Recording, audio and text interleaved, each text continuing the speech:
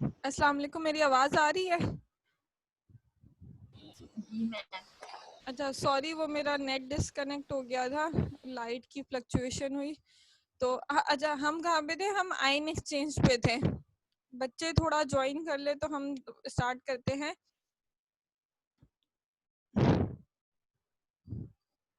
आइन एक्सचेंज का जो सिस्टम अगर हम देखें तो हमारे पास क्या था। आइन एक्सचेंज की हम बात कर रहे थे। आइन एक्सचेंज में क्या होता है, आपके पास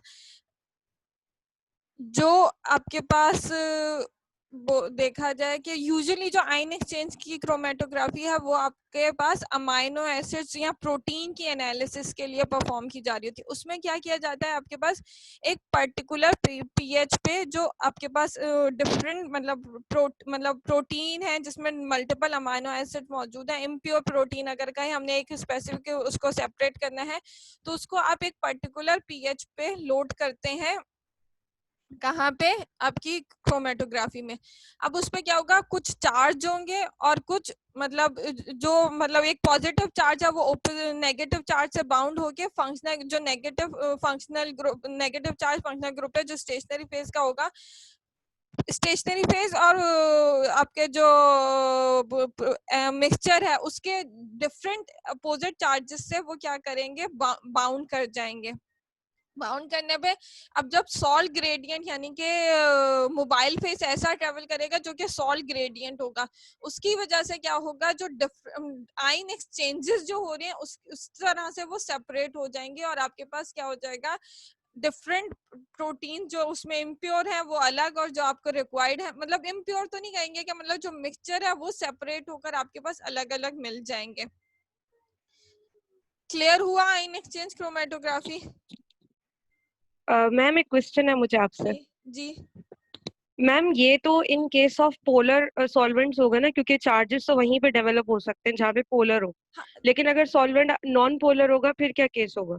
नहीं देखें, सॉल्वेंट नॉन पोलर आपके पास क्रोमेटो जो आयन एक्सचेंज की क्रोमेटोग्राफी है ना वो यूजुअली किसके लिए यूज कर रहे हैं, अगर आप इसका फिनोमिना देखें तो आपके पास क्या है अमाइनो जो एसिड्स है मैम, वो पोलर है। ये तो अमाइनो सही एसिड्स है। हैं, ठीक है। अब उसके लिए आपने पास क्या किया, सॉल्ट ग्रेडियंट। हमारे पास आयन एक्सचेंज की जो वो है वो अमाइनो एसिड्स प्रोटीन्स के लिए ही एनालिसिस के लिए आयन एक्सचेंज क्रोमेटोग्राफी परफॉर्म की जाती है। ठीक है। ठीक है। उसमें क्या होगा, आपके पास जो आपके डिफरेंट आइंस है, आपका जो स्टेशनरी फेस है उसके ऑपोजिट आइन से जाके बॉन्ड बना लेगा और उसके बाद जब सॉल्ट ग्रेडियंट उसके ऊपर से ट्रेवल करके जा रहा होगा जो कि मोबाइल फेस होगा, और वो डिफरेंट उसकी वजह से चार्जेस की वजह से सॉल्ट ग्रेडियंट उस पर सेपरेट करता हुआ लेके चला जाएगा। क्लियर है यानी कि इसको? मैम इसमें हम कैटाइन और एनाइन की एक्सचेंज की बात हाँ, कर रहे हैं बस। कैटाइनों और एनायनिक की एक्सचेंज की बात कर ठीक है। रहे हैं हम आयन एक्सचेंज में। पार्टीशन कोफिशिएंट में सॉलिबिलिटी की डिफरेंस की वजह से जो पार्टीशन कोफिशिएंट आ रहा था उस पे सेपरेशन हो रही थी। एड्सॉर्प्शन पे जो स्टेशनरी फेस की सरफेस पे जो एड्सॉर्ब वो बॉन्ड बना रहा था, एड्सॉर्ब हो रहा था, उसकी बेसिस पे सेपरेशन हो रही थी। आयन एक्सचेंज पे एनायनिक कैटाइनिक की जो आयन एक्सचेंज हो रहे हैं यानी कि जो आपके पास मिक्सचर ऑफ प्रोटीन है उसमें आपके पास जो आइन है और जो आपके स्टेशनरी फेस का जो आइन है वो अपोजिट चार्ज वाले आइन आपस में बॉन्ड बना लेंगे और जब सॉल्ट ग्रेडियंट ट्रेवल करके जाएगा तो उसके बेसिस पर डिफरेंट उस पर सेपरेट होते जाएंगे। क्लियर है यहाँ तक? हम आगे बढ़े। यस मैम, आगे चल। जिन्होंने अभी ज्वाइन किया है उनको आइन एक्सचेंज समझ आ गया या मैं दोबारा एक दफा तीनों टाइप्स को रिव्यू कर दूं? मैम सॉरी, मैम रिव्यू कर दें। रिव्यू कर दूं। अच्छा, हमने सबसे पहले क्या किया, एड्सॉर्प्शन किया। एड्सॉर्प्शन में क्या था, आपके पास सरफेस पे बॉन्ड बन रहा था स्टेशनरी फेस के साथ आपके मिक्सचर का, और उसके बाद जब मोबाइल फेस ट्रेवल होके जाता था तो वो आपके पास सेपरेट होता चला जाते थे। उसमें आपको डिफरेंट स्टेशनरी फेस के बॉन्ड की वजह से आपको मिक्सचर में सेपरेट होके मिल जाते थे। पार्टीशन कोफिशिएंट में सॉलिबिलिटी के डिफरेंस होने की वजह से क्या हो रहा था, पार्टीशन कोफिशिएंट की वैल्यू डिफरेंट हो रही थी और उसकी बेसिस पे आपके पास सेपरेट होकर मिल रहे थे। आयन एक्सचेंज में हमने क्या बोला कि आपके पास क्या है आयन एक्सचेंज में, कि यूजुअली ये प्रोटीन की एनालिसिस के लिए आयन एक्सचेंज क्रोमेटोग्राफी परफॉर्म की जा रही होती है। इसमें क्या है कि आपके पास एक पर मिक्सचर ऑफ प्रोटीन है वो, और जो स्टेशनरी फेस है, जो आयन एक्सचेंज, जो प्रोटीन पे जो चार्जेस होंगे उसके अपोजिट चार्ज से स्टेशनरी फेस पे वो बॉन्ड बना लेगा, और जब सॉल gradient as a mobile phase travel करके जाएगा तो डिफरेंट कॉम्प्लेक्सेस की वजह से वो उसको सेपरेट करता चला जाएगा। Ion exchange usually anionic cationic condition में होगा, जैसे कि प्रोटीन है, प्रोटीन आपके पास पोलर मॉलिक्यूल है, पोलर कंपाउंड्स में ये सेपरेशन होगी, तो आपके पास जैसे जैसे सॉल ग्रेडियंट ट्रेवल करके जाएगा तो जो वो है प्रोटीन ने जो अपोजिट चार्ज से स्टेशनरी फेस से जो बॉन्ड बनाया हुआ होगा वो उस पे ट्रेवल सॉल्ट ग्रेडियंट ट्रेवल करके जाएगा। इस तरह से आपके पास आयन एक्सचेंज सेपरेशन होगी। ये तीनों टाइप्स क्लियर है आपके पास अब तक?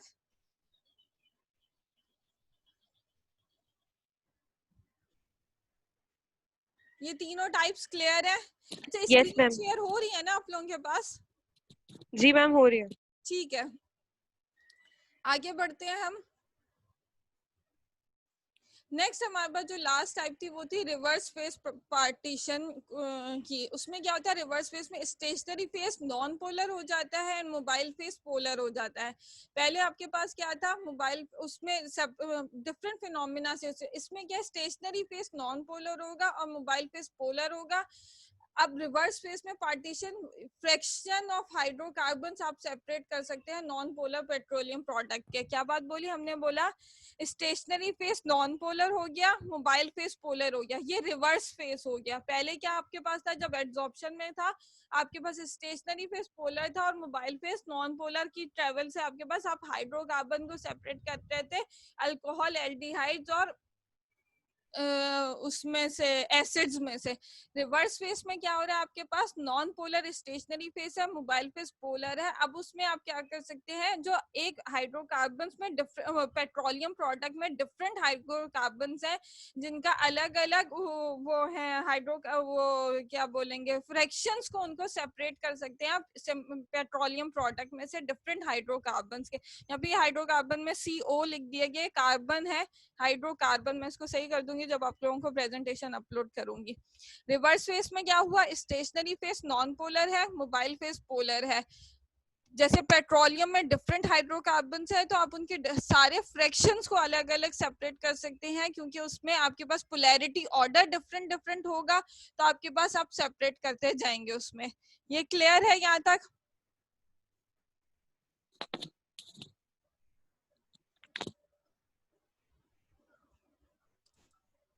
नेक्स्ट चले हम एक्सपेरिमेंटल टेक्निक पे। करेंगे।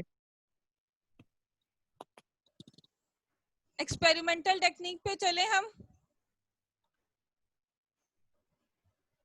मैम रिवर्स फेज में क्वेश्चन जी जी बोले। पूछ रही हूँ मैं आपसे। मैम वहां पे सिर्फ ऑयल्स की सेपरेशन कर सकते हैं हम, या फिर और भी कोई कंपाउंड, क्योंकि नॉन पोलर और पोलर तो अट्रैक्ट नहीं होंगे? नहीं, रिवर्स फेस में बहुत सारे और कंपाउंड्स हैं, सिर्फ ये नहीं कह सकते कि ऑयल्स की सेपरेशन होगी रिवर्स फेस में।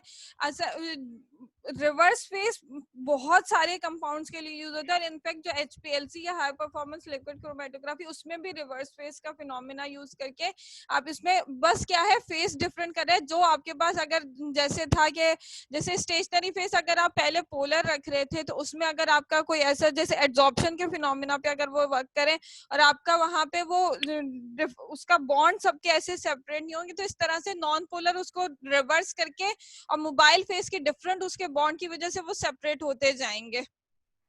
ये मॉलिक्यूलर वेट की बेसिस पे सेपरेट कर रहे हैं या फिर अट्रैक्शन की बेसिस पे? नहीं, मॉलिक्यूलर वेट की बेसिस पे नहीं सेपरेशन हो रही है, इसमें पोलर एंड नॉन पोलर की पोलैरिटी डिफरेंस की बेसिस पे सेपरेशन हो रही है।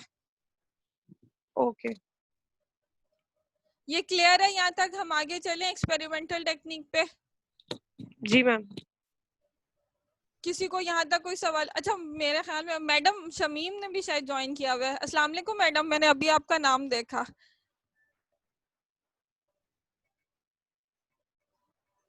मैडम शमीम,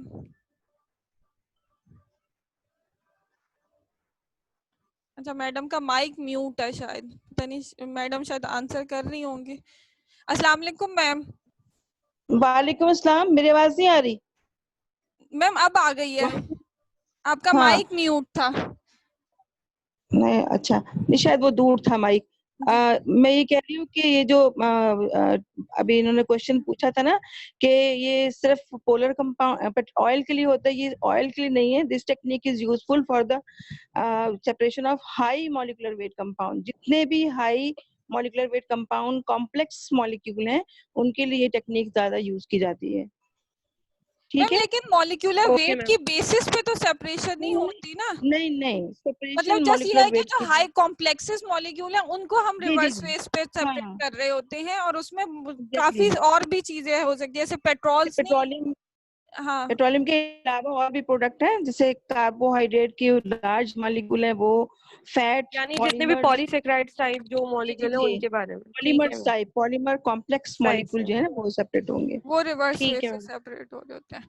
ठीक है हम्म। मैडम, आप कुछ और इसमें अभी तक ऐड चले करना आगे चाहेंगे? चले। ठीक है, आगे चलते हैं। नेक्स्ट हमारे पास है एक्सपेरिमेंटल टेक्निक। एक्सपेरिमेंटल टेक्निक आप लोगों ने टीएलसी का पहले प्रैक्टिकल परफॉर्म किए हुए हैं?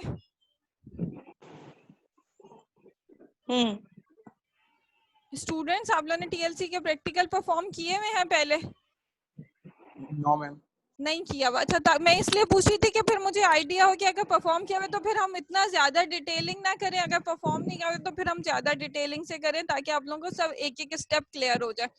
एक्सपेरिमेंटल टेक्निक में यहाँ पे देखिए मैंने डिफरेंट इसके स्टेप्स मार्क किए हुए हैं। सबसे पहले है कोटिंग मटेरियल, यानी कि जिससे आप थिन लेयर प्लेट डेवलप करेंगे, उसमें कौन सा कोटिंग मटेरियल, किस मटेरियल से लेयर बनाएंगे। Then preparation of thin layer plate, किस तरह से प्लेट को डेवलप किया जाएगा। एक्टिवेशन ऑफ एड्सॉर्बेंट, जो आपके पास स्टेशनरी फेस है उसकी कैसे एक्टिवेशन की जाएगी। देन सैंपल एप्लीकेशन, किस तरह से सैंपल को अप्लाई करेंगे आप उस प्लेट पे, जो आपने प्लेट डेवलप करी है थिन लेयर क्रोमेटोग्राफी के लिए, उस पे किस तरह से आप सैंपल को अप्लाई करेंगे। देन आपके पास डेवलपमेंट टैंक है, किस में आप प्लेट को रखेंगे तो वो मोबाइल फेस ट्रेवल करेगा, तो वो डेवलपमेंट टैंक किस तरह का होता है। सॉल्वेंट सिस्टम, कौन सा मोबाइल फेस सॉल्वेंट सिस्टम होगा तो वो आपके पास सेपरेशन होगी, वो को हम डिस्कस करेंगे। देन हमारे पास प्लेट डेवलपमेंट, मतलब किस तरह से उसके बाद वो सॉल्वेंट ट्रैवल करके आपके पास प्लेट पे डिफरेंट स्पॉट सेपरेट होकर आए, वो हम देखेंगे। देन डिटेक्शन ऑफ कंपोनेंट, कि उसको किस तरह से आप डिटेक्ट करेंगे कि आपके पास वो सेपरेट, उसके पास आपके पास डिफरेंट टेक्निक है। आपके पास विजिबल स्पॉट्स जो होते हैं वो तो आप विजिबल आई से देख लें, उसके अलावा जो नॉन कलर्ड होते हैं आप उसको अल्ट्रा वायलेट लाइट में देख लें, या डिफरेंट हमारे पास टेक्निक्स हैं वो हम डिस्कस करेंगे कि किस तरह से आपके पास डिटेक्शन आप कर सकते हैं अपने टीएलसी की प्लेट की। और उसके बाद हमारे पास एवेल्युएशन, कि आपके पास जो प्लेट आई है, यहाँ क्रोमेटोग्राम, यहाँ पे ये वर्ड गलत लिख दिया कि क्रोमेटोग्राम नहीं आता हमारे पास, यहाँ पे एवेल्युएशन, यानी कि जो प्लेट आपके पास आई है उसको आप किस तरह से एवेल्युएट करेंगे, यानी कि जो डिफरेंट स्पॉट्स आई हैं उनके different RF value, retention factor आप कैलकुलेट करके उसकी आइडेंटिफिकेशन परफॉर्म कर सकते हैं। ये हम सब इसमें एक्सपेरिमेंटल टेक्निक में डिस्कस करेंगे। इससे रिलेटेड कोई सवाल, किसी को कोई क्यूरी? वैसे हम इंडिविजुअली इन सारी हेडिंग्स को डिटेल में डिस्कस करेंगे, अगर किसी इंडिविजुअल हेडिंग पे कोई हो सवाल तो हम उस पे भी डिस्कस कर सकते हैं। आगे चले हम। यस मैम, आगे चलो। ठीक है, सबसे पहले हमारे पास है कोटिंग मटेरियल। कोटिंग मटेरियल में हमने क्या बोला कि कौन सा मटेरियल ऐसा है जो कि एज अ थिन लेयर के तौर पे एक्ट करेगा ताकि वो स्टेशनरी फेस के तौर पे यूज किया जाए। अब इसमें आपके पास डिपेंड कर रहा होता है कि आप कौन से प्रिंसिपल पे भी परफॉर्म कर रहे हैं, जैसे कि आपके पास पार्टीशन है, आयन एक्सचेंज है, एड्सॉर्प्शन है, रिवर्स फेस है, तो मेजरली कोटिंग मटेरियल उस चीज पे भी बेस करके हो रहा होता है। लेकिन अगर वैसे आप देखें तो आपके पास a large number of coating material are used which are commercially produced as a thin adsorbent, जिसमें आपके पास सिलिका जेल है जो कि एसिडिक और बेसिक नेचर रखता है। कंपाउंड कौन से सेपरेट किए जा सकते हैं, इस पे acidic and neutral substances separate किए जा सकते हैं। उसके बाद आपके पास एल्मोनिया की एग्जांपल यहाँ पे लिखी हुई है जो कि बेसिक इन नेचर है, और उसमें आपके पास basic and neutral compounds separate किए जा सकते हैं। उसके बाद आपके पास यहाँ पे जो सेलुलोज पाउडर है वो न्यूट्रल नेचर का है, और उसमें वाटर सॉल्युबल कंपाउंड, जो वाटर सॉल्युबिलिटी कंपाउंड्स रखते हैं, उन कंपाउंड्स को, उन मिक्सचर्स को आप सेलुलोज पाउडर की थिन लेयर प्लेट से उनको सेपरेट कर सकते हैं। इसके अलावा नंबर ऑफ एडजॉर्बेंट और also available which can be used in thin layer chromatography as a TLC adsorbent और TLC thin layer plate.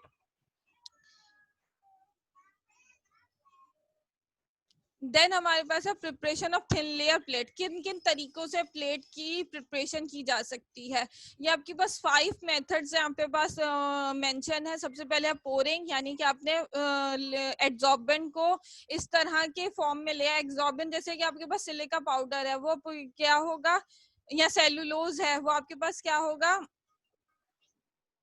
Powder form में आप उसको स्लरी बनाएंगे, आप उसको स्लरी बनाते हैं, उसमें कोई ऐसा लिक्विड ऐसा डालेंगे जिससे वो क्या हो जाएगा, स्लरी होगा। उसके बाद आपके पास जो बेस है, हमने क्या बोली थी, बेस किस किस किस्म की हो सकती है, ग्लास की हो सकती है, प्लास्टिक की हो सकती है, या एल्युमिनियम फॉइल हो सकती है। उसके ऊपर आप पोर कर दें और पोर करने के बाद उसकी इवन लेयर, थिन लेयर उसकी डेवलप कर लें, तो ये पोरिंग टेक्निक है प्लेट डेवलप करने की।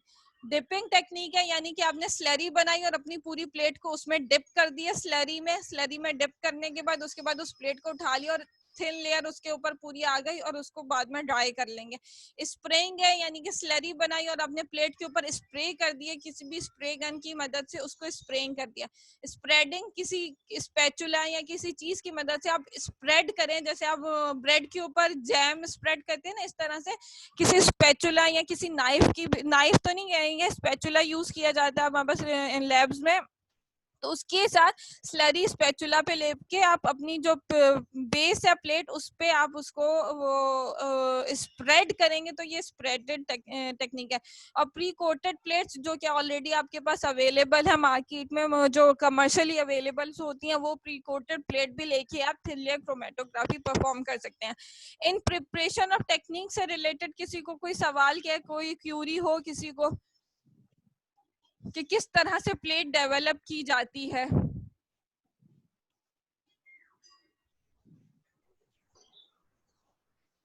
किसी को कोई सवाल इन 5 तरीकों पे के किस तरह से? असल में तो 4 तरीके हैं जो हम लैब में परफॉर्म करेंगे। एक तो प्री कोटेड है जो ऑलरेडी कमर्शियली अवेलेबल प्लेट होती है।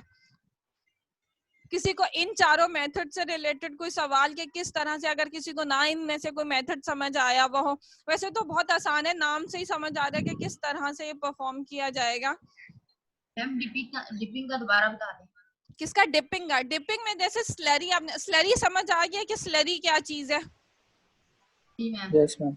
ठीक है, स्लरी आपने पूरी बनाई और उसके बाद जो आपकी बेस है जिसपे आपने प्लेट को डेवलप करना, उसको पूरा डिप करते हैं उस स्लरी के अंदर। जब आपने डिप कर दिया, अपने बैग से उसको मतलब होल्ड किया होगा और उसको डिप किए हुए को पूरे को ऐसे बाहर निकालें, तो उसके ऊपर एक बहुत पतली थिन लेयर आ जाएगी, क्योंकि स्लरी आपके पास बहुत ऐसे पोरेबल होती है, तो वो बेस के ऊपर एक पतली सी लेयर आ जाएगी। वो डिपिंग टेक्निक कहलाती है, यानी कि आपने पूरा डिप किया और उसके बाद उसको निकाल लिया, तो जो पतली लेयर उसके ऊपर पूरी आएगी, ये डिपिंग टेक्निक कहलाती है। मैम, तो प्री कोटेड प्लेट्स में क्या फर्क होगा? प्री कोटेड में हम कुछ नहीं कर रहे, वो तो ऑलरेडी कमर्शियली अवेलेबल है ना, high technique, advance technique use करके उन्होंने एल्युमिनियम, हमारे पास जैसे एल्युमिनियम की प्लेट बनी हुई आ रही होती है, एल्युमिनियम शीट पे सिलिका की स्टेशनरी पे, सिलिका जेल की स्टेशनरी फेस को बनाते हुए वो प्री कोटेड प्लेट्स आ रही है। क्या चीज? हाँ,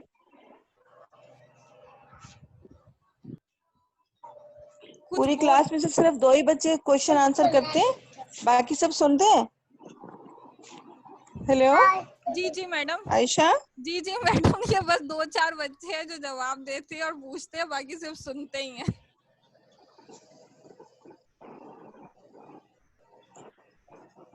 मैम फिर मैं ये करती हूँ, रैंडमली नाम लेके खुद से सवाल कर लेती हूँ उन लोगों से, जब कोई कुछ नहीं बोल रहे होते। आयशा। जी जी मैडम, आपकी आवाज, मेरी आवाज नहीं आ रही है पूरी आपको? क्लास में से सिर्फ 2 ही बच्चे बोल रहे होते हैं, वही सवाल करते हैं, बाकी बच्चे नहीं करते क्वेश्चन। मैम बाकी बच्चे जब इस तरह से नहीं करते तो फिर मैं खुद से सवाल करके पूछ लेती हूँ, खुद से नाम हाँ, उनसे सवाल करके खुद से पूछें। अच्छा, ये जो अभी पूछ रहे हैं ना टेक्निक के बारे में, ये सारी टेक्निक यूज होती है कमर्शियली भी, ठीक है ना। तो डिपिंग टेक्निक में ये होता है कि 2 प्लेट्स को ज्वाइन करके और वो डिप कर दी जाती हैं ज्वाइन करके, after taking it out they are slipped away from each other.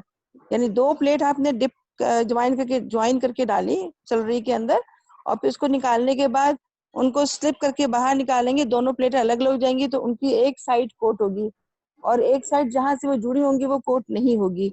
तो ये डिपिंग टेक्निक कमर्शियली भी होती है इसी तरीके से।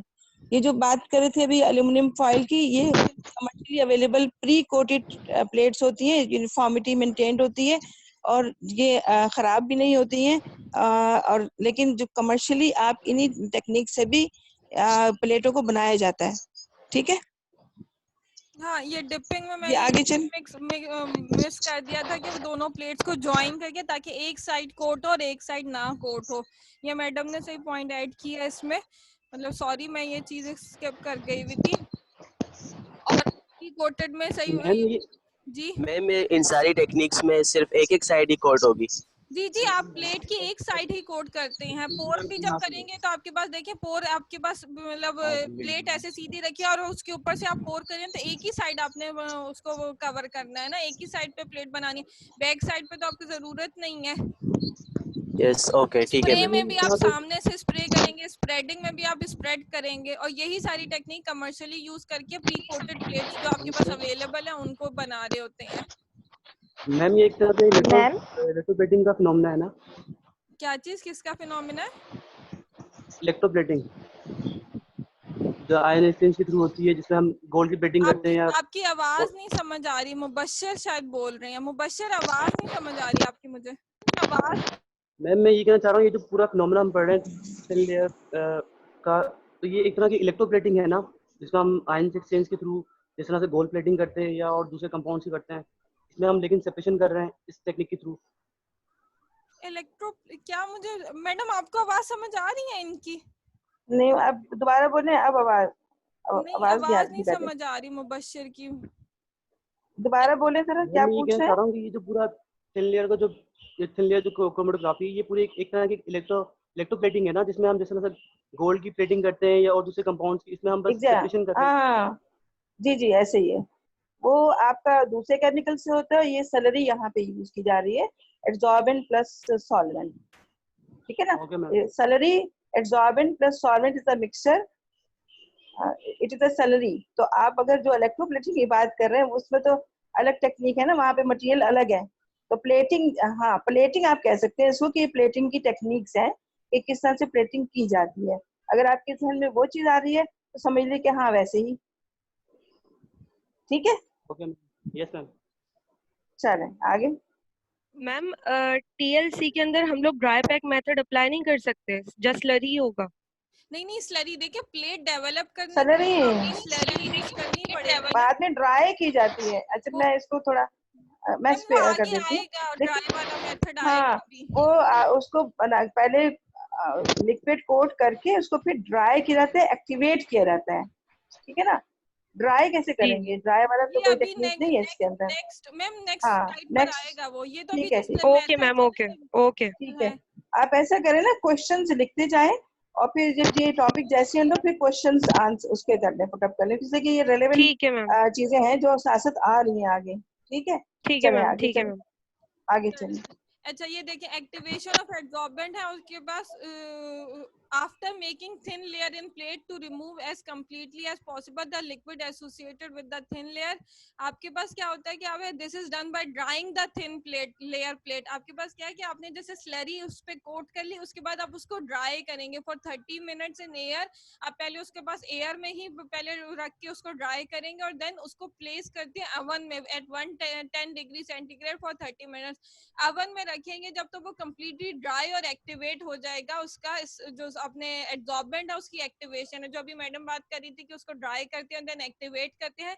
तो इस तरह से कि पहले आप ओपन एयर में उसको रखेंगे और उसका ड्राई करेंगे, क्योंकि स्लरी आपने क्या बनाया, आपका जो एडसॉर्बेंट था प्लस सॉल्वेंट था, वो स्लरी आप उसके पास कोट हो गई, वो गीली गीली प्लेट है, उसपे तो कुछ भी एनालिसिस नहीं कर सकते हैं। उसको पहले एयर में रखेंगे, वो एवापोरेट होगा उसका सॉल्वेंट और वो थिन लेयर के तौर पे एज अ प्लेट मतलब सॉलिड टाइप की आपके पास उस पे एक लेयर आ जाएगी। फिर उसको कंप्लीटली जब ड्राई करने और उसको एक्टिवेट करने के लिए आप उसको ओवन में रखते हैं फॉर 30 मिनट्स, और उसके बाद फिर वो कंप्लीट ड्राई और उसकी एक्टिवेशन हो जाती है एड्सॉर्बेंट की, जो आके आपने स्लरी की फॉर्म में अप्लाई किया था अपनी प्लेट पे, जो जिसकी बेस थी आइदर ग्लास, प्लास्टिक और एल्युमिनियम फॉइल। क्लियर है अब ये? जी मैम ठीक है। ठीक है। नेक्स्ट हमारे पास है, अब ये पूरी प्लेट डेवलप हो गई। अगर आप देखें सामने तो इस तरह की ये प्लेट आपके पास आ गई। अब इसकी बेस क्या है? नीचे एल्युमिनियम हो सकता है या ग्लास हो सकता है या प्लास्टिक हो सकता है। ऊपर वो वाली साइड क्या होगी? क्लीन होगी, वो उस पर कुछ भी मतलब एड्सॉर्बेंट का कोई पार्ट नहीं होगा। एक साइड पे उसकी एड्सॉर्बेंट होगी। तो ये एब्जॉर्बेंट सामने आ गए। अब इसमें क्या करते हैं आप? सबसे पहले सैंपल अप्लाई करने के लिए एक नीचे लाइन ड्रॉ कर लेते हैं। ये देखें आपके पास, तो ये एक लाइन ड्रॉ है यहाँ पे, यानी कि इस लाइन से ऊपर हमने अपने सैंपल को अप्लाई करना है। ये लाइन क्यों ड्रॉ की जाती है? क्योंकि जब आप इस प्लेट को उसमें अपने चैम्बर में रखेंगे जिसके अंदर नीचे मोबाइल फेस मौजूद है, तो ऐसा नहीं होना चाहिए कि आपका जो सैंपल का स्पॉट है वो उस मोबाइल फेस में डायरेक्टली डिप हो जाए। तो वो जितनी मोबाइल फेस की हाइट है उस हाइट से ऊपर ये लाइन ड्रॉ की जाती है। फॉर एग्जांपल मोबाइल फेस की हाइट है 1 मिलीमीटर या 2 मिलीमीटर, तो आप अगर 2 मिलीमीटर है तो 2.5 या 3 मिलीमीटर हाइट पे ये लाइन ड्रॉ करेंगे, और फिर इस लाइन पे इस तरह से डॉट्स लगा के, फॉर एग्जांपल आपने 3 मिक्सचर्स को एनालाइज करना है, तो एक डॉट यहाँ लगाया और उसका एक सिंबल के तौर पे उसका एक लिख दिया, ताकि आपको आइडेंटिफाई रहे, याद रहे कि मैंने यहाँ पे कौन से वाले मिक्सचर का डॉट लगाया था। और उस पे फिर आप क्या करते हैं, माइक्रो सिरिंज की मदद से अपने मिक्सचर को इस डॉट पे ट्रांसफर कर देते हैं। ट्रांसफर करने की वजह से क्या होगा, अब ये आपका जो मिक्सचर था वो इस एड्सॉर्बेंट पे, इस पॉइंट पे ट्रांसफर हो गया। जब आप इसको मोबाइल फेस में डिप करेंगे, अपने चैम्बर में रखेंगे, और आपके मोबाइल फेस का लेवल इस डॉट से नीचे होना चाहिए, ताकि जब वो कैपिलरी एक्शन के थ्रू ट्रेवल करके ऊपर जा रहा हो तो वो स्लोली इससे ट्रेवल करके जाए, और कैपिलरी एक्शन के थ्रू जब वो यहाँ पे बॉन्ड बनाता हुआ जाएगा तो वो इसको सेपरेट करता हुआ ऊपर लेके जाए। अगर पहले ही वो यहाँ पे इससे ऊपर की हाइट का मोबाइल फेस होगा तो वो यहीं पे पूरा मिक्सचर, फिर आपकी अच्छी सेपरेशन नहीं होगी, क्योंकि तो वो तो ऑलरेडी यहाँ से इससे ऊपर है, तो कैसे फिर इससे आगे ट्रेवल करके जाएगा और इस मिक्सचर्स को सेपरेट करता हुआ लेके जाएगा। तो इसलिए मोबाइल फेस की हाइट लाजमी बात है कि आपकी जो स्पॉट की हाइट से नीचे होना चाहिए, ताकि जब वो कैपिलरी एक्शन के थ्रू ट्रेवल करे और वो ऊपर जाए।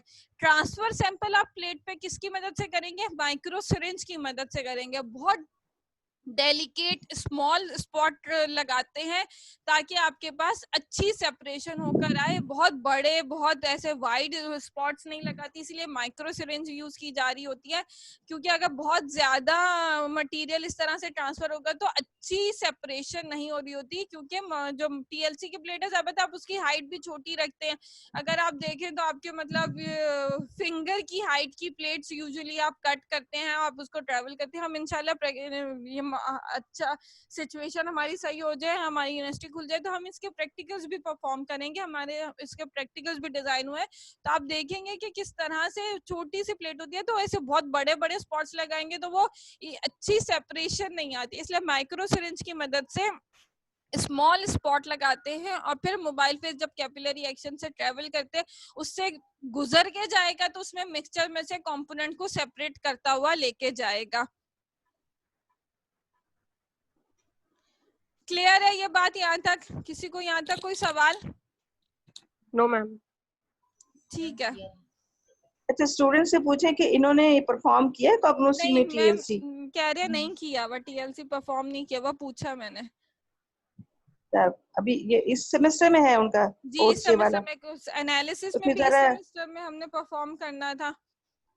अच्छा, तो फिर ज़ाहिर है इस सेमेस्टर में है तो परफॉर्म नहीं हुआ होगा। जी जी ठीक है, ठीक है। अच्छा, यहीं पे थोड़ा सा मैं ऐड करना चाह रही हूँ जी जी कि जो टीएलसी का लफ्ज इस्तेमाल करते हैं ना, अगर आप उसको इलाबोरेट करें तो वो थिन लेयर भी है और थिक लेयर भी है। ठीक है ना? अच्छा। थोड़ा ये कॉन्सेप्ट भी स्टूडेंट्स के पास आना चाहिए कि टीएलसी के 2 मीनिंग निकलते हैं, एक है थिन लेयर और एक है थिक लेयर। तो थिन लेयर में जो भी आप डिस्क्राइब कर रही हैं वो थिन लेयर है, जिसमें आपकी छोटी प्लेट और पतली लेयर होती है, और ये सिर्फ एनालिसिस पर्पस के लिए होती है। और जो थिक लेयर होती है उसमें प्लेट साइज बड़ा होता है, 20x20 का ग्लास प्लेट्स होती है बड़ी, और उसके ऊपर जो एड्जॉर्बेंट है उसकी एक थिक लेयर लगी होती है मोटी, ताकि वो ज्यादा सैंपल को एब्जॉर्ब कर सके, क्वांटिटी ज्यादा आ सके। और वो प्लेट जो है उससे आप कंपोनेंट को की क्वांटिटी को अलग ज्यादा मिकदार में ले सकते हैं। तो किसी भी लेक्चर में ये खत्म हो जाएगा ना, तो हम इसको डिस्कशन में आगे ले जाएंगे, तो मैं बताऊंगी कि किस तरह से उसको हम प्रिपरेटिव टीएलसी क्यों कह रहे हैं और इससे हम क्या कर सकते हैं।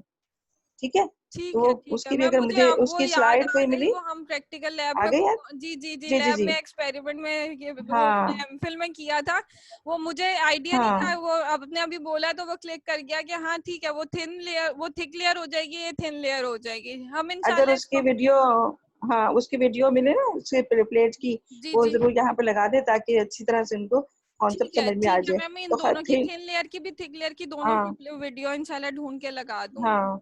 और ये जो थिक लेयर, ये जो थिन लेयर है, इसकी प्लेट का साइज तकरीबन जो ये यूज करते हैं ना स्पॉटिंग के लिए प्लेट्स, उसमें माइक्रो में स्लाइड बनाने के लिए, जी ये जी वो साइज होता है जनरली। मैम ठीक है, जनरली वो, जी जी बोले। मैम जरदानिश की क्लास स्टार्ट हो गई है। अच्छा अच्छा ठीक है, चले आयशा ये ठीक है कितना रह गया लेक्चर? मैम, ये तो अभी आगे कितना रह चलेगा, गया हम लेक्चर? एंड करते हैं, हम कल स्टार्ट कर लेंगे हाँ इंशाल्लाह, ठीक कल है, कंटिन्यू कर अच्छा लेंगे। सही, ठीक ठीक है जी, चलें, thank Allah. You, Allah very Hafiz. Good, बहुत अच्छा है, बहुत अच्छा एक्सप्लेन किया। जज़ाकल्लाह मैम।